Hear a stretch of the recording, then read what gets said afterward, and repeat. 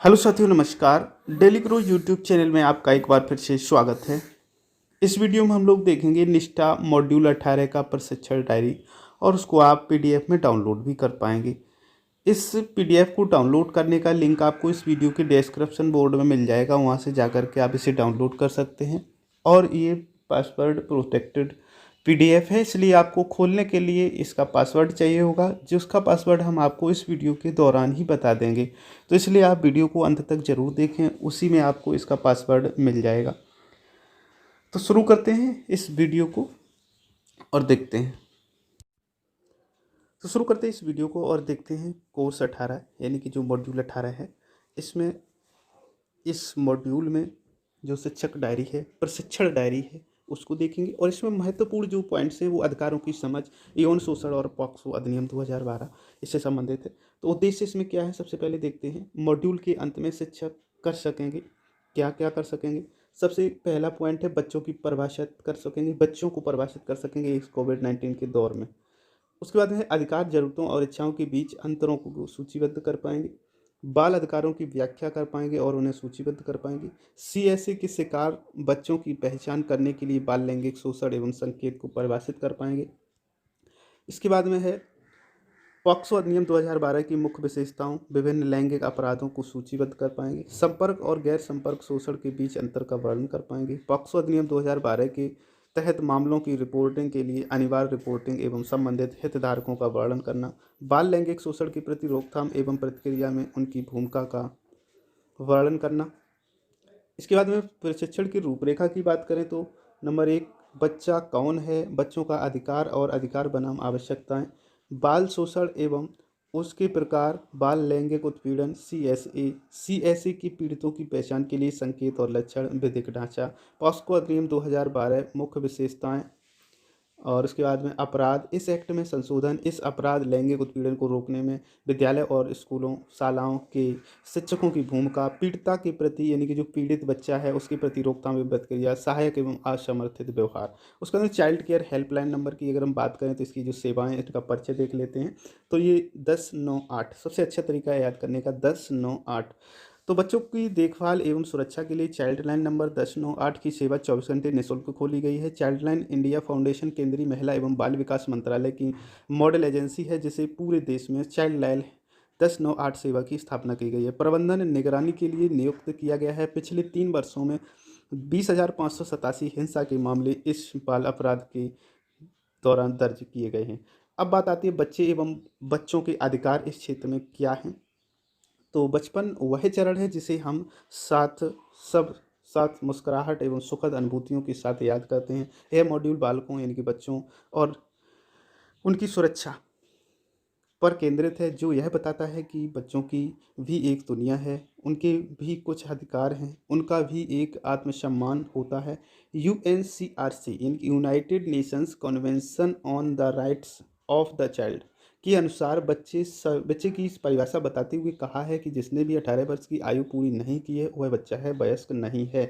हर बच्चे की आवश्यकताएं पूर्ण होनी चाहिए, इच्छाएं पूर्ण होनी चाहिए, ज़रूरी नहीं है, लेकिन यहाँ पर इच्छाएं और आवश्यकताएं दोनों अलग अलग हैं, जैसे कि इस तालिका में दिखाया गया है। तो इसमें अंतर बताया गया बच्चों की आवश्यकताएं और बच्चों की इच्छाएं।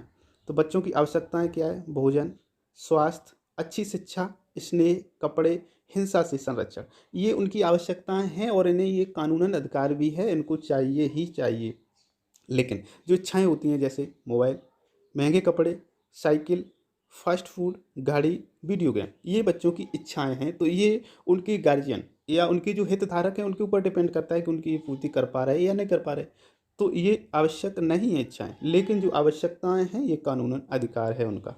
अब देखते हैं बच्चों के जो अधिकार हैं। तो बच्चों के लिए भोजन, कपड़े, आश्रय, स्नेह, अच्छा स्वास्थ्य, अच्छी शिक्षा और हिंसा से बचाव, संरक्षण ही बच्चों के अधिकार हैं, जिन्हें देना और पूरा करना हमारा कर्तव्य है। अधिकार बनाम आवश्यकताएं, ये सत्य और असत्य प्रश्न प्रबली है। अच्छा स्वास्थ्य, स्वच्छ पानी, भोजन, सुरक्षित वातावरण बच्चे का अधिकार है, ये सत्य है। इसके बाद में विकास के अधिकार में शामिल है विश्राम, मनोरंजन, संस्कृति का अधिकार, और जब हम एक बच्चे को साइकिल प्रदान करते हैं तो हम उस अधिकार को पूरा करते हैं, तो ये कथन सत्य है। अब चलते हैं नेक्स्ट पॉइंट पर। नेक्स्ट पॉइंट है सभी अधिकार किसी ज़रूरत या चाह से संबंधित हैं, तो ये असत्य है। बच्चों को जानने, खोजने और साझा करने का अधिकार है, कला और लिखने या अन्य माध्यम से, तो ये भी सत्य है। बच्चों की राय परिपक्वता या अनुभव पर आधारित नहीं है, इसलिए उनके मत को उनके संबंध में नहीं लिया जा सकता, ये भी असत्य है। अब बात करते हैं यूएनसीआरसी एवं बच्चे के अधिकार। तो यूएनसीआरसी एक कानूनी रूप से बाध्यकारी अंतर्राष्ट्रीय समझौता है जिसमें हर बच्चे की नागरिक, आर्थिक, सामाजिक, राजनीतिक एवं सांस्कृतिक अधिकारों की स्थापना की जाती है, चाहे उनकी जाति, धर्म, योग्यता कुछ भी हो। यूएनसीआरसी बच्चों के अधिकारों को 4 श्रेणियों में वर्गीकृत करता है। कौन कौन सी ये श्रेणियां हैं? नंबर 1 है उत्तरजीविता, नंबर 2 विकास का अधिकार, नंबर 3 सहभागिता का अधिकार और नंबर 4 है सुरक्षा का अधिकार। तो इनको हम अलग अलग देख लेते हैं। तो इनमें बच्चों के लिए पहली जो उत्तरजीविता वाली है, पोषण, आश्रय, चिकित्सा जैसे अधिकार हैं। इसके बाद में विकास के अधिकार की बात करें तो इसमें खेल, विश्राम, सांस्कृतिक गतिविधियां, सूचना एवं पहुंच, विचार, विवेक और धर्म की स्वतंत्रता शामिल है। सहभागिता का अधिकार की बात करें तो इसमें बच्चों को अपनी राय व्यक्त करने, समाज की गतिविधियों में भाग लेने का अधिकार है। सुरक्षा के अधिकार की बात करें तो इसमें बच्चों को शारीरिक, मानसिक रूप से हिंसा से बचाने का अधिकार शामिल है। अब बात आती है बाल दुर्व्यवहार और बाल लैंगिक शोषण की। तो वयस्कों की भांति ही बच्चों के भी अधिकार हैं तथा जब किसी अधिकार को छीन लिया जाता है या उसका उल्लंघन किया जाता है तो इसे दुर्व्यवहार कहा जाता है। जैसे कि बच्चों को शिक्षा न देना, बाल विवाह कराना, थापड़ मारना, दंड देना, भावनाओं को शोषण पहचाना, उपेक्षा करना, लैंगिक शोषण, श्रम करवाना, तो ये सभी उनके शोषण हैं। ये सब बाल दुर्व्यवहार की श्रेणी में आते हैं। बाल दुर्व्यवहार के प्रकार क्या हो सकते हैं? तो बाल दुर्व्यवहार में शारीरिक शोषण हो सकता है, भावनात्मक शोषण होता है, उपेक्षा हो सकती है और लैंगिक शोषण भी हो सकता है। तो इस प्रकार से इनसे बचाना हमारा कर्तव्य है। अब करते हैं बाल लैंगिक शोषण CSA की बात। तो बाल लैंगिक उत्पीड़न अधिक शक्तिशाली व्यक्ति के यौन संतुष्टि के लिए बच्चे का उपयोग करने का कृत्य है, जो कि 2 प्रकार का होता है, एक संपर्क द्वारा, एक असंपर्क व्यवहार के द्वारा। तो संपर्क व्यवहार में बच्चे के शरीर के किसी भी हिस्से पर यौन संपर्क शामिल है और असंपर्क व्यवहार में बच्चे को बिना छुए, बिना छेड़े यौन शोषण किया जाता है। तो यह व्यक्तिगत रूप से और यह ऑनलाइन हो सकता है, जैसे बच्चों के कपड़े उतारना, पोर्न वीडियो दिखाना, बच्चों को जननांग दिखाने के लिए मजबूर करना। इसके बाद में CSA मामलों में ध्यान देने योग्य जो बातें हैं वो क्या हो सकती हैं? अपराधी एक ज्ञात व विश्वसनीय देखभाल करता होता है। बाल यौन शोषण कई हफ्ते या वर्षों तक होता है। बाल यौन शोषण बार बार होने वाली घटना है जो समय के साथ आक्रामक होती जाती है। उसके बाद ऐसे मामलों तो बाल दुर्व्यवहारों में बच्चों की गलती नहीं होती है और ना ही वे कहानियाँ बनाते हैं। अब सही और गलत इसमें जो प्रश्न होती है उसको देखते हैं। बच्चे यौन शोषण के बारे में अक्सर कहानियाँ बनाते हैं। लैंगिक शोषण एक अजनबी करता है, ये गलत है और पहला वाला भी गलत था। बच्चे को चीज़ें या उपहार, खिलौने देकर बाहर ले जाना यौन शोषण की प्रक्रिया की शुरुआत होती है, तो ये कथन सत्य है। बच्चा यदि यौन शोषण के बारे में बताता है तो आप सत्यापन के लिए शोषणकर्ता से बात करेंगे, तो ये असत्य है। यदि बच्चा बताता है तो आप किसी से बात नहीं करेंगे, सीधे आप हेल्पलाइन नंबर पर शिकायत कर सकते हैं। यदि बच्चा दुरुपयोग की रिपोर्ट करने के लिए तैयार नहीं है तो हम मदद नहीं कर सकते, ये भी असत्य है। एक संभावित लैंगिक उत्पीड़नकर्ता की पहचान के लिए निश्चित संकेतक या व्यवहार नहीं है, सही है। बच्चे, विशेषकर लड़कियां जो बाहर जाने वाली बातूनी शारीरिक रूप से स्पष्टवादी होती हैं, अक्सर यौन शोषण के लिए आकर्षित करती हैं, तो ये कथन असत्य है, क्योंकि ये मानसिकता का खेल है। किसी कपड़े छोटे होने से कुछ नहीं होता, ना बातूनी होने से कुछ भी होने वाला। लैंगिक शोषण आमतौर पर अंधेरे परित्यक्त स्थानों पर होता है, ये भी गलत है, कहीं भी हो सकता है। यदि यौन क्रिया के दौरान बच्चा चिल्ला या विरोध नहीं कर रहा है तो यह सहमति दिया है तो यह समझा जा सकता है कि बच्चा उस कृत्य में रुचि रखता है, तो ये भी कथन गलत है, असत्य है। लैंगिक शोषण किसी भी बच्चे, उम्र, लिंग, जाति, आर्थिक, सामाजिक स्थिति में हो सकता है, तो ये कथन सत्य है। अब बात यहाँ पर की गई लैंगिक उत्पीड़न से पीड़ित बच्चे की पहचान कैसे करेंगे, तो इसमें जो पॉइंट्स हैं ये दी गए। उससे पहले मैं आपको बता दूं कि इस PDF का जो पासवर्ड है वो है मॉड्यूल 18JP। मॉड्यूल 18JP सभी स्मॉल लेटर्स में है। अब देखते हैं। 1 नंबर, व्यवहार में अचानक परिवर्तन आ जाए बच्चे की, थकान व नींद में कठिनाई हो, कक्षा में खराब उपस्थिति होने लगे, बिस्तर खराब या गीला करता हो, महंगे उपहारों का संचय करता हो, अचानक कुछ व्यक्ति या स्थानों से नापसंदगी में होने लगे, या निजी या गोपनीय भागों में चोट के निशान हों और बैठने व चलने में कठिनाई हो, अपने ऊपर कम ध्यान देना, ये चीज़ें हो सकती हैं। इसके बाद में कानूनी ढांचे की अगर हम बात करें तो यहाँ पर कानूनी ढांचा को यौन शोषण के लिए कानूनी ढांचा स्थापित किया गया है। जैसे नंबर 1 है भारत का संविधान 1950 गारंटी देता है मौलिक अधिकार, सुरक्षा का अधिकार, तस्करी, बाल श्रम, दुर्व्यवहार, शोषण। दूसरा पॉइंट है भारतीय दंड संहिता बाल विवाह निषेध और उसके बाद में अधिनियम 2006, बाल श्रम निषेध अधिनियम। तीसरा नंबर पॉइंट है इसी में शिक्षा का अधिकार 2009। चौथा पॉइंट है लैंगिक अपराधों से बाल संरक्षण अधिकार 2012 और child care helpline number 1098। POCSO कानून 2012 और बाल यौन शोषण की रोकथाम और विद्यालय की भूमिका।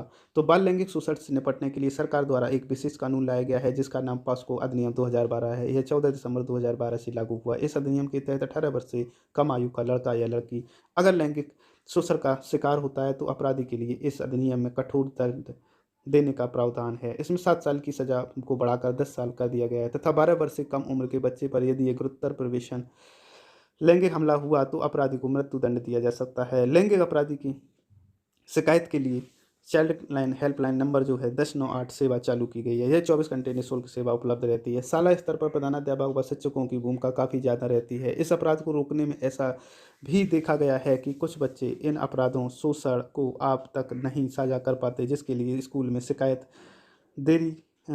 जो है वो नहीं हो पाती है ताकि बच्चे अपनी समस्या और ऐसे लिख सकते हैं। इसलिए विद्यालय में एक पेटी शिकायत पेटी रखी जाती है। अब बात करते हैं पॉक्सो एक्ट की विशेषताएं। इस अधिनियम की मुख्य विशेषताएं हैं यह लड़का या लड़की दोनों के लिए है। नंबर 2, इसमें 18 वर्ष से कम उम्र के सभी व्यक्ति शामिल हैं। निकटवर्ती पुलिस स्टेशन में लैंगिक अपराध की रिपोर्ट करना है।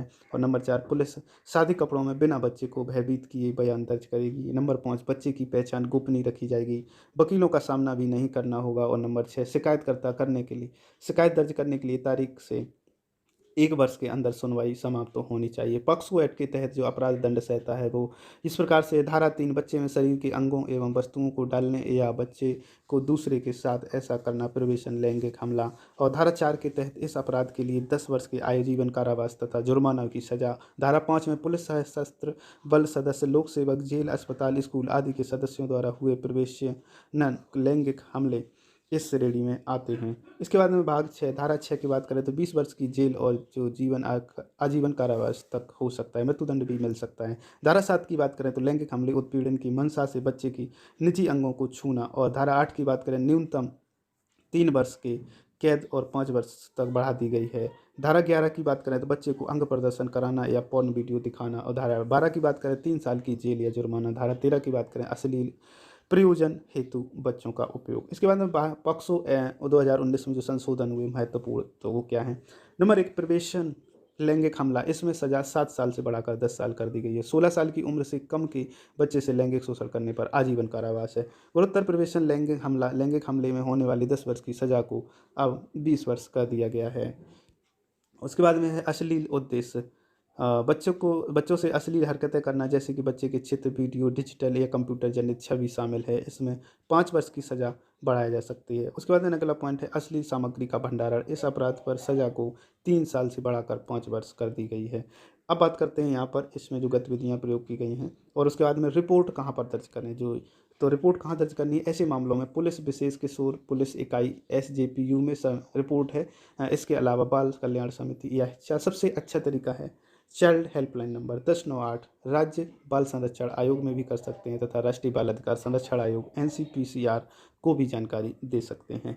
इसके बाद में बात करते हैं CSA की रोकथाम में स्कूलों की भूमिका। तो क्या है, नंबर 1, प्रकटीकरण के लिए सुरक्षित स्थान बनाना। नंबर 2, शिकायत पेटी लगाना। नंबर 3, कर्मचारी व पालकों को जागरूकता देना। नंबर 4, बाल उत्पीड़न तथा आत्मरक्षा पर खुली चर्चा करना। नंबर 5, बच्चों को अच्छी आदतें या बुरी आदतों को बताना। नंबर 6, चाइल्ड हेल्पलाइन नंबर 1098 का प्रदर्शन लिखवाना। नंबर 7, आत्मरक्षा की ट्रेनिंग दिलवाना। इसके बाद में पीड़ित बच्चे के साथ क्या करें, बच्चे को बताएं कि आप उस पर विश्वास करते हैं। नंबर 2, बच्चे का आखिर आपसे इस बारे में बताना यह साहसी कार्य है जिसकी प्रशंसा करें। बच्चे की भावना को स्वीकारें जैसे क्रोध, लज्जा, भय, उदासी। बच्चे को बताएं कि उसकी गलती नहीं थी, वयस्क अपराध के लिए दोषी है, मैं दोषी को जेल भिजवाऊंगा, मार दूंगा। उसे ऐसे झूठे वादे ना करें।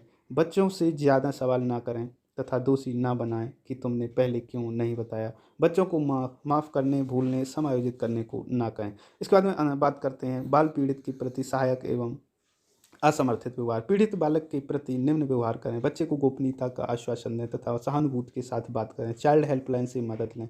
मेडिकल परीक्षण में बच्चे की मदद करें, अपराध की रिपोर्ट करें उसके बाद में बच्चे की गोपनीयता बनाए रखें। इसके बाद में असमर्थित व्यवहार, नंबर 1 बच्चे को दोष देना, नंबर 2 बच्चे की उपेक्षा करना जब वह किसी व्यक्ति घटना के बारे में शिकायत करता है, नंबर 3 बच्चे के दुरुपयोग की खुलासा करने में शीघ्र प्रतिक्रिया देना, अपराधी के पास बच्चे को फिर ले जाना, बच्चे के सामने दूसरों के साथ दुर्व्यवहार की बात करना, मीडिया अन्य लोगों के लिए बच्चे की पहचान का खुलासा करना। इसके बाद में बात आती है पोर्टफोलियो, जो अंतिम पॉइंट होता है। अपने स्कूल में बाल शोषण रोकने के लिए आप क्या कर सकते हैं, कोई 3 उपाय लिखें। तो उम्मीद करता हूँ ये डायरी आपको पसंद आएगी। थोड़ा इसका वीडियो बड़ा ज़रूर बना, लेकिन आपको पूरा पॉक्सो एक्ट समझ में आ जाएगा।